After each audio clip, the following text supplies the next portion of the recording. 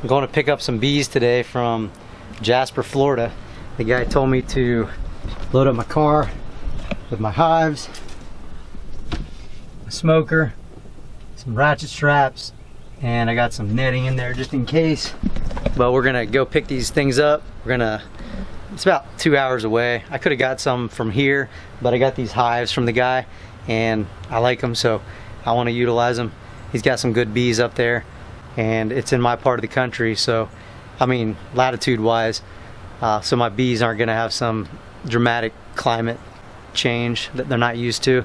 Hopefully we can keep them around, but I'm pretty excited going to pick up my first set of bees that I purchased. I've caught hives, I've caught swarms before, but I've never purchased some. All my swarms absconded on me. They beat it, so we're hoping that these don't beat it. Once I was all loaded up, I headed out in my Jeep towards Jasper, Florida. This beekeeper lived out in the middle of nowhere. He lived on a large piece of property and maintained all his bees right there. After I arrived, we talked a little bit, but he got straight to work. Before I showed up, he had already set aside the bees that he was going to transport into my hives. He checked those Nucs thoroughly to ensure I had queens, good brood patterns, a little bit of nectar and some pollen, and then he taught me a little bit about bees. Keep in mind, at this time I was new to beekeeping, so I was all ears. He taught me about the various nectar flows to expect in my region of the state.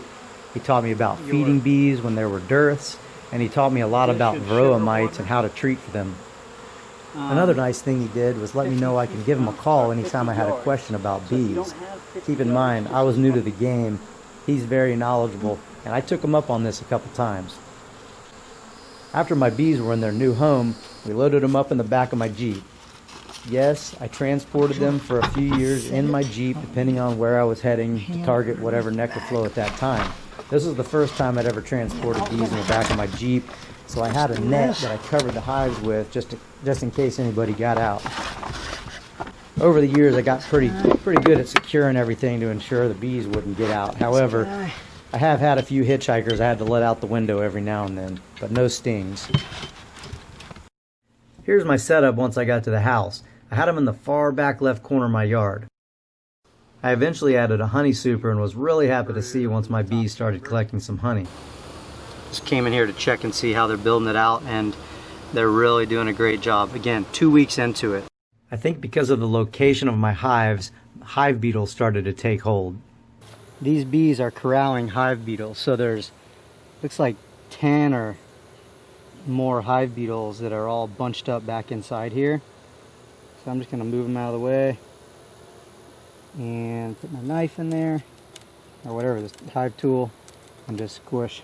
So I just killed about 10 hive beetles. It's funny, they'll corral them in the corners here and just hold them there all day, I guess. Before knowing who Paul Stamets was, I saw my bees collecting what appeared to be fungus or gooey substance, or some gooey substance off the top of some stick that was on the ground next to my wood pile. Hurricane Irma took down a large oak tree in my backyard. I then chopped it up and saved it for firewood. Part of the wood was already rotten, hence why it fell, and I think that's what the bees were going to. If you look into who Paul Stamets is, you'll learn about fungi and how they interact with other living beings. It appears the bees may be using the fungi for their antibiotic properties to aid in their health. I don't know this to be true, but I think Paul's onto something. Here's a clip of my bees taking care of the entrance to their hive. As the months went by, they collected more and more honey, and I eventually extracted about 20 pounds. And by the end of November, one of my hives swarmed on me, and here's that sob story. You may notice that I'm in a different spot than I was last time. Reason for that, a lot has changed. I had one hive leave on me.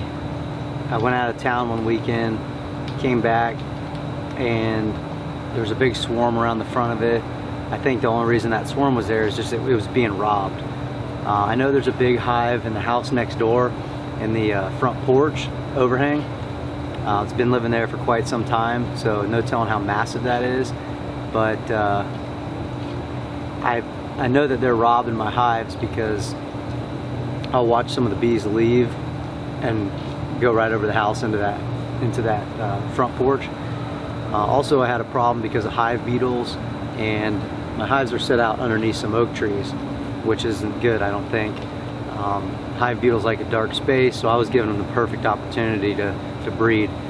So now I'm down to one hive. The hive that I had, I did have a honey super on the top, and that probably was another issue. Honey super on the top, late in the season, populations dwindling. Just not enough bees in there to fend off all the parasites, let's call them. So last night, it's gotten cold again. It's down to mid-30s at night here, maybe even nearing the freezing point, but not quite there. Right now it's about 44 degrees, 45, and it'll get up into the mid to high 60s today. Keep in mind I'm in North Florida, so we might get some cold at night, but by the midday, late afternoon, it's already back up, in the 60s. So I've moved my hive from over there to over here, and I've got it set up to where my plan for the future is to split this hive, I guess early next year, whenever I'm able to. Once they're building up a lot, their population again, I'll split it into a nuke box. I might even just go for broke and split it into the box that these came from. I've got the frames in a freezer, and I'll just keep them there as long as I can. Now, if I need to, I will take one of those honey frames. I have a couple full honey frames from that other box. I'll take those full honey frames and put them in here over the winter. I don't suspect I'll need to do that though. But right now, I moved my hive over here. What I put in its place was a 5-frame nuke box, and in that 5-frame nuke box, there's a bunch of bees collected around it. We'll go over there and take a look at that in a second. My guess is that bees which were coming from other hives in the nearby area were robbing my hives, and that's who's going back over there. They're used to going there for food. I guess they're lazy, so they're going to my hive and robbing it. Now, as you can see, I don't have any problems with that happening right here, right now.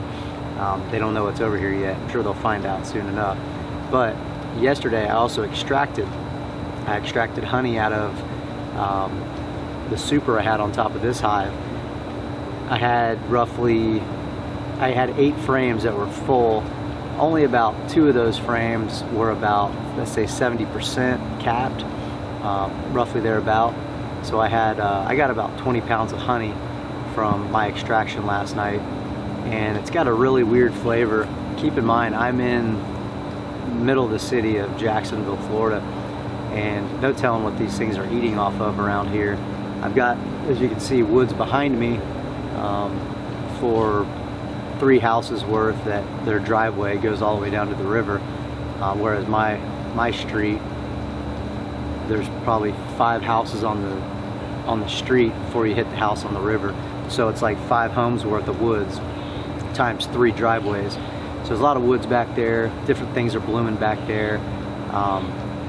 People have gardens, people have exotic flowers, who knows what they're eating off of. But my honey had a real, like, I'm gonna say kind of sour flavor to it. I don't know the purpose or the reason behind that. I've reached out to the ag inspector to ask him about it, see what he has to say.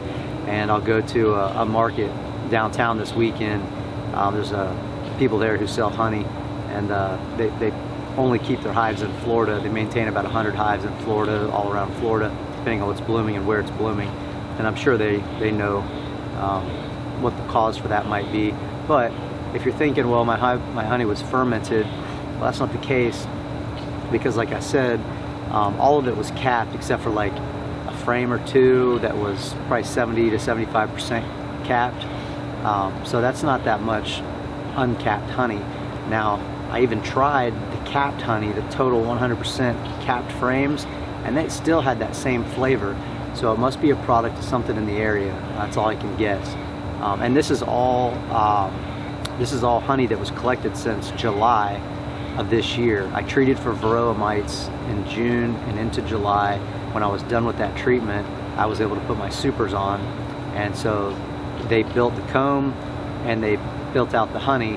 And today is November 30th. So what are we, July, August, September, October, November, we're 4 months later. So whatever happened in the last 4 months, that's when the honey was produced in that hive. Let's go take a look at the nuke box. I'll show you how many bees are around it. And then also I've got my, my leftovers from my extraction process sitting out, and the bees are gonna take care of that. I'm sure it'll be all gone by the end of today.